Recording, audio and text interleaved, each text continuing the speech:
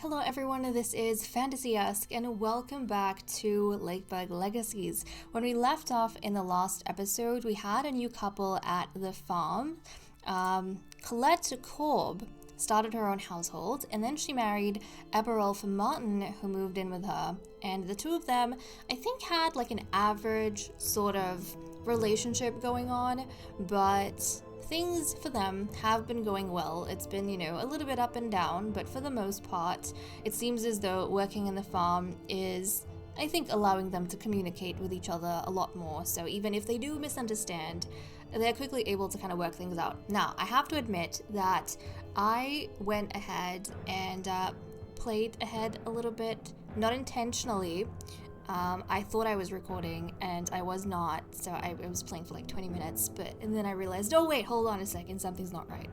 So we're just gonna continue from here. I'll give you guys a bit of an update into what has happened. So let me open up the village journal to see if we can track this.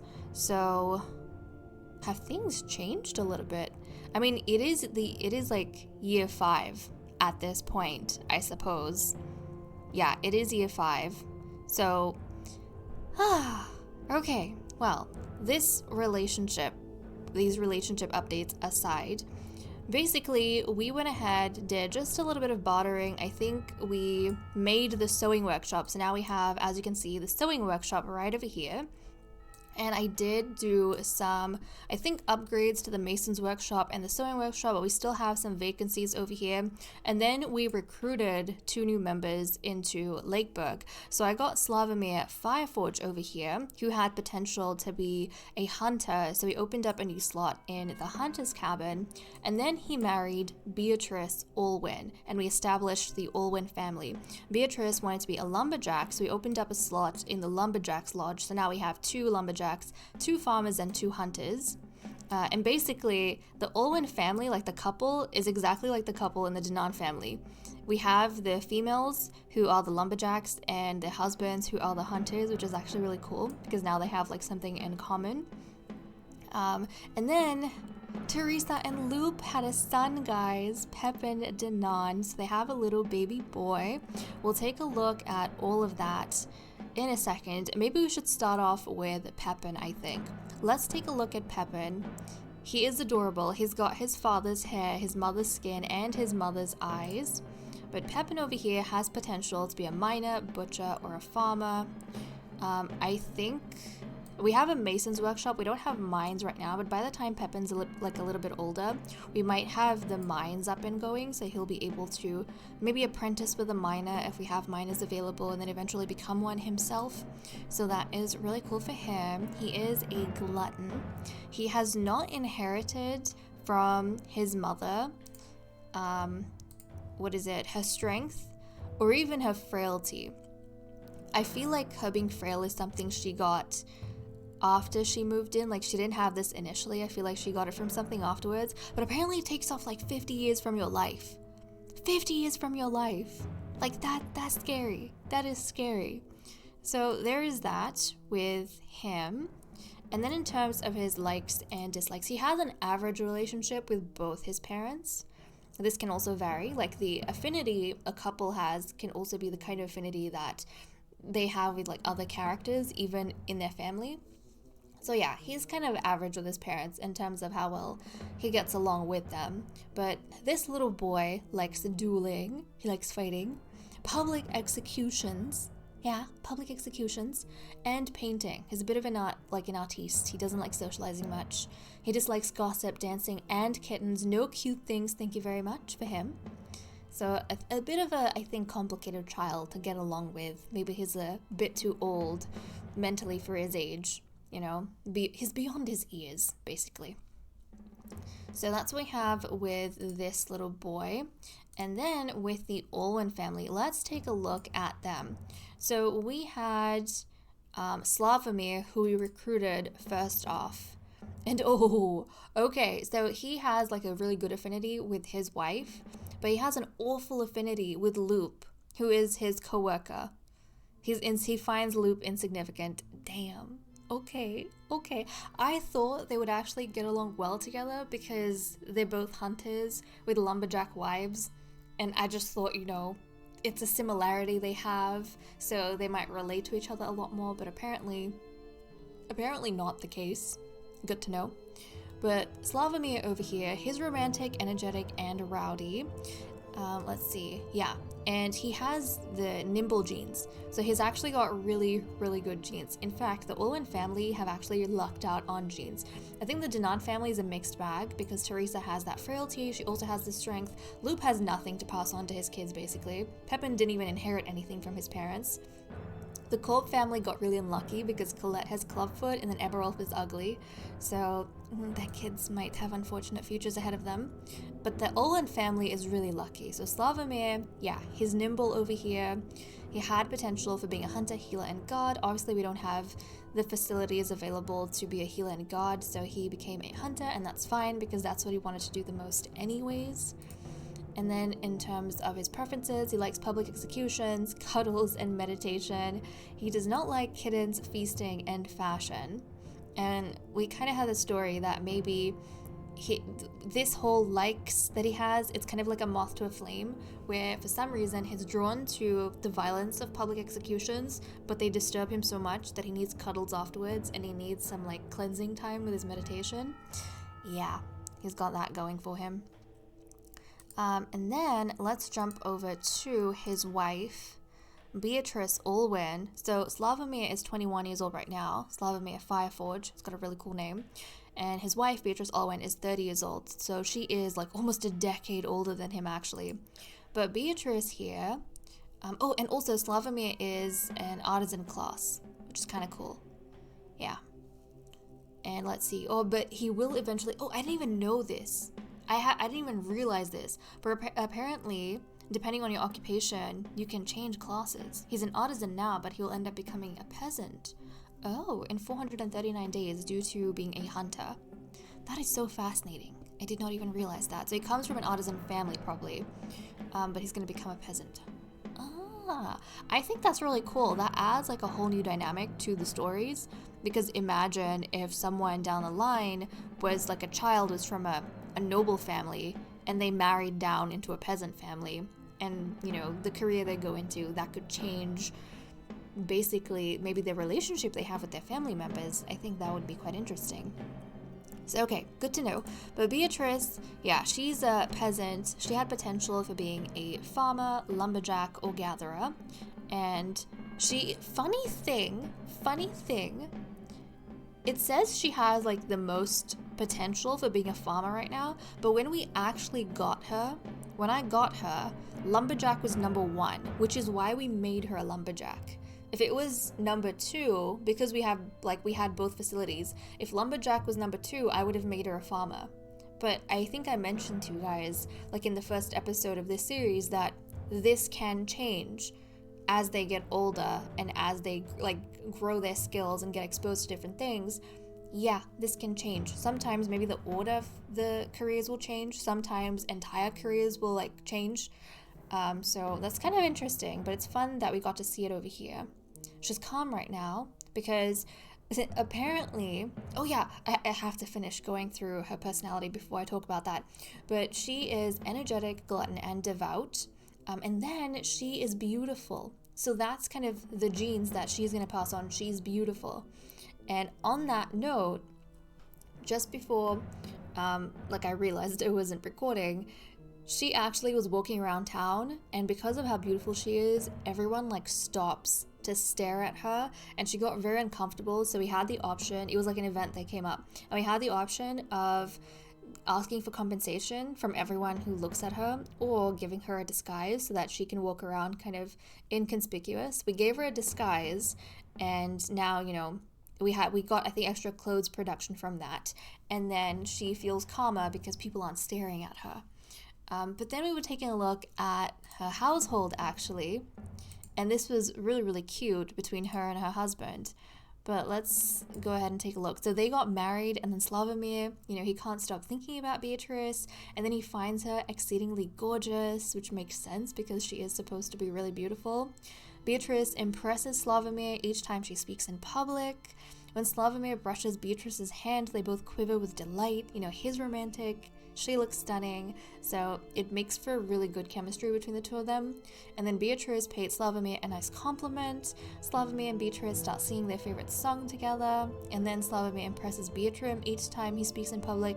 In fact, I think they're the first household I've seen that hasn't so far had like a negative interaction yet. Their married life has actually been really good and really smooth, which is nice to see. But yeah, we don't have any children that we're expecting from these guys just yet, but we are up to year 5 now, so it's 27 November. Oh my goodness, this is wild. But a lot of our characters are in their 30s, guys.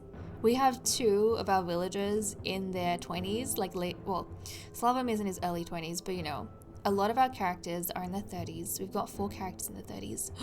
That is wild. Okay, well, I'm getting like a bit too excitable over here. A bit too excitable. But it seems as though... Hold on a second. Teresa and Beatrice have met and developed the following feeling: scared. Wait, what? Teresa is scared. Hold on a second. Why are you scared of Beatrice? Okay. I mean, she's got an insignificant relationship with Beatrice. She's a perfect match with Loop right now. With Everolf, she's an acquaintance with him. She's got a friendly relationship with her son Pepin. Okay, so yeah, she's got a friendly relationship with him, but a bad one with Beatrice. What is up with these 2 couples? I'm kind of surprised because Teresa and Beatrice are co-workers. They're both lumberjacks, but apparently they do not get along well with each other. And the same thing is happening with their husbands. Loop and Slavomir do not like each other. They don't get along. And for some reason, I thought they would. Obviously, because their families are family structures are so similar, the spouses' careers are so similar, I thought that they would have like common ground. But apparently that is not the case. They just don't like each other.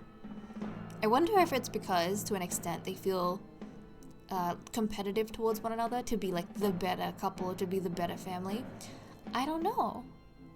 That's kind of surprising. Okay, well, there was that. And then Eberolf and Colette are in love, so they're going very well, our farming couple. And then they infatuated again, so yeah, they keep going up and down. Meanwhile, the new Olwin family, they're madly in love, so things are going well for them. And then Loop and Slavomir, yeah, they met, they don't get along with each other. If we jump over to Loop, we can kind of see, like, yeah, his relationship with his coworker is awful right now. They don't like one another. But it's good to know that both he and his wife are like happy family with, you know, their son Pepin. So that is good for them. But it's been a little bit of a rough time. Now, I did want to go ahead and do the recruitment, but since I've already gotten Beatrice and Slavomir, I wanted to just focus in on them and not, I think, spend too much time and rush too much. But I feel a little bit guilty now because I did want to go ahead and, like, I do like doing the matches and, you know, the recruitment, but I feel like we might take it a little bit easy this time around and try and maybe get some more resources so that we can build some things. Maybe do a bartering once we get the llama back. Oh, but then the llama's going to come back in 7 months. Yeah, we might take it a little bit easy because I don't want to grow way too quickly. I mean, it was my mistake. It was my mistake that I did not realize I was recording, but I don't want to rush too much, you know? I want to just enjoy the fact that we have Beatrice and Slavomir with us and that the Olwin family has been established. I think that's good. If this ends up being a bit of a shorter episode, then I think that should be okay. I mean, you know, we got to catch up just a little bit. We even had the village grow with Pepin's birth. I mean, he's a year old right now. So let's kind of go through, see if we can get some more resources. Our production's going up, which is nice to see. We just got an announcement from someone that there's a baby on the way. Hold on a second. Is it with Colette? Can we check? Is Colette the one giving us a good news? Hold on a second. Yes, it is. Okay, so in 101 days, they're gonna have the stork arrive. Okay, so things are going very well for our farming family. And I'm actually very excited. Oh, we can build something too. I'm actually very excited to see what kind of potential their child might have, and also whether their child might get along well with Pepin, because they're going to be, of similar age, so Pepin might actually have some friends. Like, that would be interesting. Let's go ahead and do some bartering. We'll give some of the meat we have, because we have like a ton, for some gold, because gold is important. Look guys, the granary is already getting full. This is what I was talking about. You can see down here with leather, our storage's max limit has been reached, so we need to upgrade, and that cost gold. So yeah, we have now like space for 300 leather rather than just 150. And let's go ahead and build. So we can build a bakery now. Okay, nice. We can build a bakery. That is good. We'll have our bakery all set up next to the sewing workshop, which gives us excellent potential for any future members that we manage to bring in. Okay. Oh, hold on. Oh, look! Oh, look! It is year 7, 30 April. The Korb family is thrilled to announce the arrival of Valerius. Oh, look, they just had Valerius. We need to check to see Valerius, but what else has been happening? So Pepin, who is now 2 years old, is pleasantly surprised by his mother, which is kind of nice to see. And yeah, he has Pepin Denon because he inherited his mother's, like his bloodline. They follow the females. And then Slavomir and Beatrice are getting along very well, a newer couple in the Olwin family. Loop and Slavomir dislike each other. No surprise, we kind of knew in which direction they were going. And then, of course, Korb family has welcomed in Valerius. So Valerius, his skin tone, both his parents have the same skin tone. And then he gets his hair from his mother and his eyes from his mother, which is actually really, really cute. But let's take a look. Yeah, it's a boy. So we have 2 boys. And he's got potential for innkeeper, butcher, or seamster. So we don't have facilities for innkeeper and butcher. In fact, they take a long time to kind of, figure out and get going. So he might end up becoming a seamster in the future. Like, he might apprentice at the sewing workshop. So, but he's energetic. Okay, so, yeah. This is kind of funny, because with Pepin, he's a glutton, so he didn't really get, like, a nice trait. He didn't get a good trait. But Valerius did get a good trait.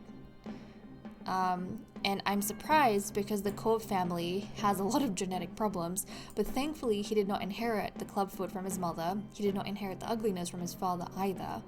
So that's kind of interesting. He lucked out in a lot of ways, and I wasn't quite expecting that. And let's take a look at his likes and dislikes. Okay, so he likes dancing, painting, and fishing. He doesn't like public executions, kittens, and mussels. So I'm pretty sure Pepin likes painting, so they have one thing they kind of agree with, but Pepin likes public executions, Valerius doesn't. Pepin doesn't like dancing, Valerius does. So I'm actually not sure what kind of relationship they'll have, but look at this. Valerius, like Pepin with his parents, has got a very average relationship, whereas Valerius, a farming couple, he has a really good affinity with his mother, and then an excellent affinity with his father. So that's actually really nice. He really gets along well with his father. They have a really good father-son relationship. But even with his mother, it's pretty good. So I don't know what it is about our farming family. Even though they are the most humble, I suppose they have like a really solid foundation and value system, and somehow they have managed to, impart that to their child, or build an environment where he is able to kind of forge very strong friendships with both of them. Very nice to see. Very, very nice to see. Okay, let's see if we can try and get a little bit more done. Get a few more resources. I'm not entirely sure what building we'll manage to do next time, but we'll give some of the wood for gold. The gold is going to be important. Oh, Loop and Slavomir are rivals now. Okay. Oh wait, the bakery. I forgot to do the upgrades. We'll improve working conditions just a little bit. But oh my goodness, Loop. And what's this? Oh, young parent. Oh, the young parents, that's right. That means that basically I think this impacts, like, if you have more slots in the house, whether or not they're going to want to have more children. If the young parents, they are not thinking at all about expanding the family because they're so busy looking after the young one they already have, which is fine. But what is this rivalry?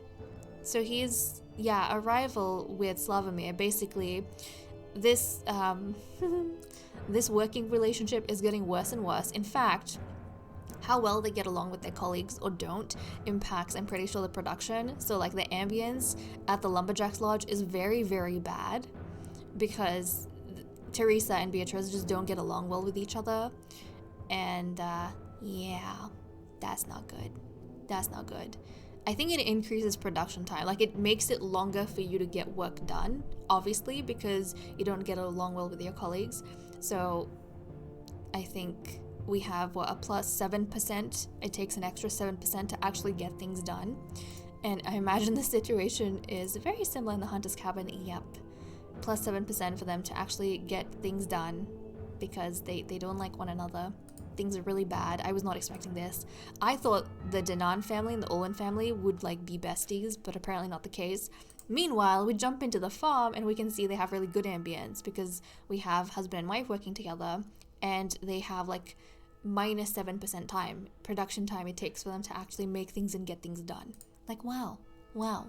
But okay, guys, with that said and done, I am going to leave off here. Thank you so much for watching. I hope you all enjoyed, and I will see you all next time. Bye-bye.